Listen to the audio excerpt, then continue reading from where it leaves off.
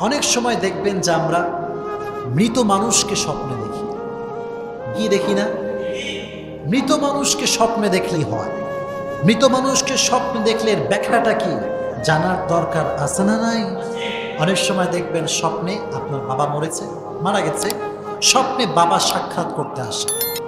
অনেকের স্বপ্নে নিজের ভাই যে মারা গেছে স্বপ্নে সাক্ষাৎ করতে আসে।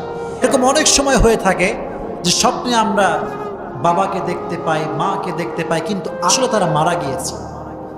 So what is the explanation of this type of dream? এই স্বপ্নের ব্যাখ্যাটা কি এটা জানতে হবে। মনে রাখবেন তো ভাইরা, আল্লামা শিরিন রহমতুল্লাহি আলাইহি যে বই ব্যাখ্যা গ্রন্থ, এই ব্যাখ্যা থেকে আমি ব্যাখ্যা নিয়েছি।